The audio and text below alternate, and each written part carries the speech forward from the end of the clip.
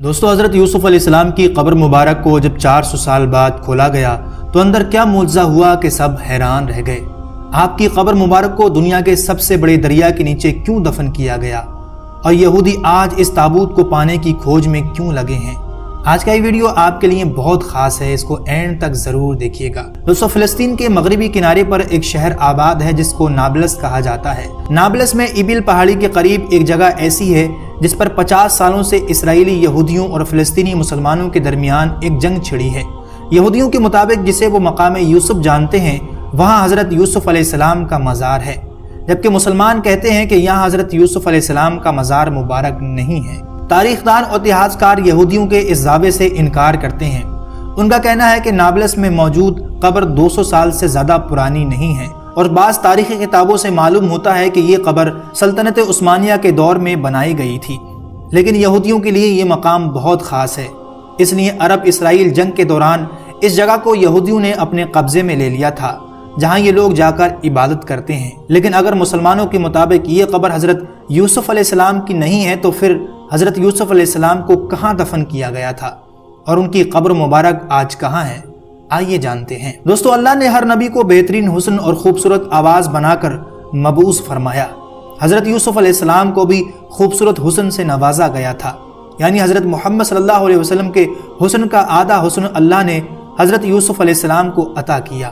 یوسف علیہ السلام کا قصہ قرآن مجید میں موجود سب سے لمبا قصہ ہے، لیکن آپ کی وفات اور دفنانے کے حوالے سے کوئی واضح ذکر موجود نہیں، جبکہ روایات میں آتا ہے کہ حضرت یوسف علیہ السلام کے تابوت کو دریائے نیل میں دفن کیا گیا تھا۔ اور کیا اب بھی حضرت یوسف علیہ السلام کی قبر دریائے نیل میں موجود ہے یا پھر زمین کے کسی اور خفیہ حصے پر؟ یہ سب آگے آپ اس ویڈیو میں جانیں گے۔ دوستو، بچپن میں کس طرح سوتیلے بھائیوں نے حسد کی بنا پر آپ کو کنویں میں پھینک دیا اور آپ کو مصر کے بازار میں بطور غلام بیچ دیا گیا، اور عزیز مصر کی بیوی نے آپ کو جیل میں قید کروا دیا۔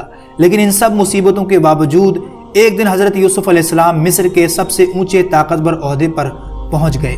جب آپ کو عزیز مصر بنایا گیا، آپ علیہ السلام کے اخلاق اور برکات کی وجہ سے ہر کوئی آپ سے بے پناہ محبت کرنے لگا۔ اللہ نے آپ کو بے پناہ خوبصورتی اور حسن و جمال سے نوازا تھا۔ آپ کا تعلق انبیاء اکرام کے خاندان سے تھا۔ آپ کے والد حضرت یعقوب، آپ کے دادا حضرت اسحاق اور آپ کے پردادا حضرت ابراہیم علیہ السلام تھے۔ جب آپ عزیز مصر کے عہدے پر فائز ہوئے، اس دوران ایک ایسا وقت آیا کہ ساری دنیا میں قحط برپا ہو گیا، ہر طرف بھوک مری پھیل گئی، اناج کے سارے ذخیرے بھی ختم ہو چکے تھے۔ لیکن اس وقت میں بھی اللہ نے حضرت یوسف علیہ السلام کے صدقے مصر کو خوشحال رکھا، یہاں تک کہ لوگ دور دراز سے مصر میں اناج خریدنے کے لیے آیا کرتے۔ یہی وجہ تھی کہ مصر کے لوگ حضرت یوسف علیہ السلام کو سلطنت مصر کے لیے اللہ تعالیٰ کی طرف سے فیض و برکات والا مانتے۔ مصر کا ہر ایک شخص آپ کو برکت کا باعث سمجھنے لگا۔ جب آپ کا آخری وقت آیا، آپ علیہ السلام جب اس دنیا سے رخصت ہونے لگے، تو اس وقت آپ کی وفات کے بعد آپ کے مقام دفن میں لوگوں میں سخت اختلاف پیدا ہو گیا۔ ہر قبیلے والا حصول برکت کے لیے اپنے ہی محلے میں دفن کرنے کی ضد کرنے لگے۔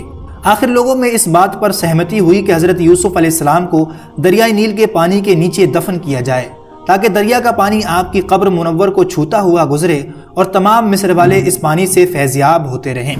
چنانچہ آپ کے جسم کو سنگ مرمر کے ایک خوبصورت صندوق میں رکھ کر دریائے نیل میں دفن کیا گیا۔ پھر ایسے ہی وقت گزرتا گیا، یہاں تک کہ 400 سال ہو گئے۔ روایتوں کے مطابق جب بنی اسرائیل فرعون مصر کے غلام بن گئے تو موسیٰ علیہ السلام کی رہنمائی میں انہوں نے مصر سے ہجرت کی، لیکن ہجرت کے دوران موسیٰ علیہ السلام راستہ بھول گئے اور بنی اسرائیل نیل کے قریب ہی بھٹکنے لگے۔ بنی اسرائیل نے بہت کوشش کی لیکن انہیں صحیح راستہ نہ ملا۔ علماء بنی اسرائیل نے کہا کہ حضرت یوسف علیہ السلام نے اپنے آخری وقت میں ہم سے یہ وصیت کی تھی کہ جب مصر سے چلیں تو آپ علیہ السلام کے تابوت کو بھی یہاں سے اپنے ساتھ لیتے چلیں۔ حضرت موسیٰ علیہ السلام نے ان سے فرمایا کہ تم میں سے کون جانتا ہے کہ یوسف علیہ السلام کی قبر کہاں ہے؟ ان سب نے انکار کر دیا کہ ہم نہیں جانتے، ہم میں سے ایک بڑھیا کے سوا کوئی بھی اس قبر سے واقف نہیں۔ آپ علیہ السلام نے اس بڑھیا سے جا کر فرمایا کہ مجھے حضرت یوسف علیہ السلام کی قبر دکھاؤ۔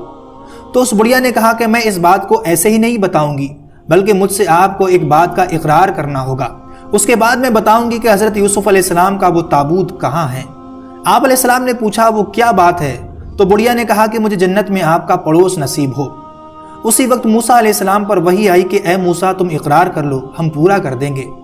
آپ علیہ السلام نے اقرار کر لیا وہ بڑھیا آپ کو ایک جھیل کے پاس لے گئی جس کے پانی کا رنگ بھی پوری طرح سے تبدیل ہو چکا تھا اور کہا کہ اس کا پورا پانی نکال ڈالو۔ جب پانی نکال دیا تو زمین نظر آنے لگی تو اس نے کہا کہ اب یہاں کھودو۔